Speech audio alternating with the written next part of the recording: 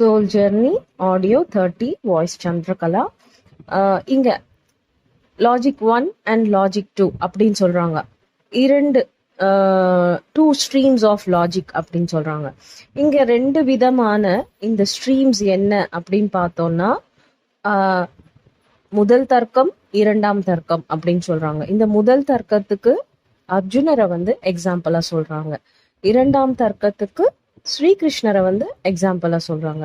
So இப்போ logic 1ல என்ன அப்படின்னு பார்த்தோம்னா, இந்திரியங்களை சார்ந்து எல்லா விஷயங்கள் நடக்குது, மனசை சார்ந்து எல்லா விஷயங்கள் நடக்குது. அப்படின்னா இந்த பக்கத்துல இருந்து இந்த இந்த பூமி, இந்த பௌதிக உலகத்துக்கு ஏற்ப எல்லா விஷயங்களும் இந்த முதல் தர்க்கத்துக்கு சார்ந்திருக்கு அப்படின்னு சொல்றாங்க.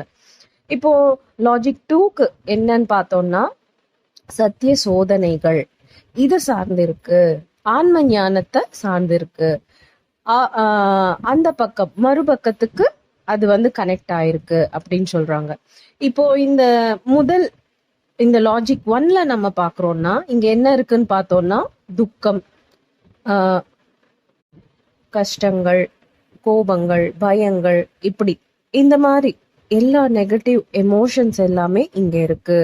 ஒவ்வொரு இடத்துலயுமே கௌதம சித்தாந்தர் அப்படி தெரிஞ்சுக்கிட்டார். இப்போ கௌதம சித்தாந்தர் ஃபர்ஸ்ட் இந்த லாஜிக் 1ல இருக்கும்போது அவர் எல்லா இடத்துலயுமே துக்கம் தான் இருக்கு, அந்த துக்கத்தின் காரணம் இது எல்லாமே தெரிஞ்சுக்கிட்டார். இப்போ இதுக்கு விடை அவர் எப்படி தெரிஞ்சுக்கிட்டார்னா, உள்முக பயணம், அந்த சத்திய சோதனை செய்யும் போது, உள்முக பயணம் செய்யும் போது அவருக்கு முன் பிறவிகளோட விஷயங்கள் தெரிஞ்சது. அந்த முன் பிறவிகளோட காரண காரிய சம்பந்தங்கள் எல்லாமே அவருக்கு புரிஞ்சுது.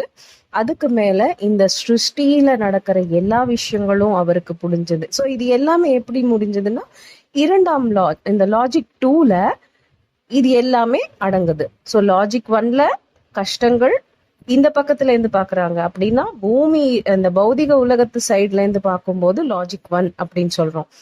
ஆன்மீக உலகம் அப்படின்னா அந்த சூக்ஷ்ம உலகங்கள் பக்கத்துல உள்முகமாக பயணம் அப்படின்னு சொல்லும் போது லாஜிக் 2ல வருது.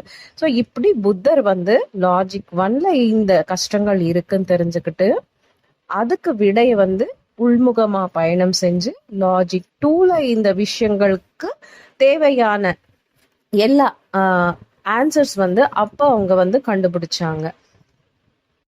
எப்படி கௌதம புத்தர் லாஜிக் 1ல இருந்து லாஜிக் 2க்கு மாறினாரோ, அதே மாதிரிதான் நம்ம எல்லாரும் கூட இந்த பௌதிக உலகத்தோட எல்லா விஷயங்கள்ல நம்ம இருந்தாலும், இங்கேருந்து நம்ம அந்த லாஜிக் 2க்கு போகணும்னா அதுக்கு வழிதான் தியானம். அந்த தியானத்தை நம்ம கையாளும் போதுதான் நம்ம உள்முக பயணம் நடக்குது, திவ்ய ஞான பிரகாசத்தை நம்ம அடையிறோம், மோட்சத்தை அடையிறோம். பயணம் தொடரும்.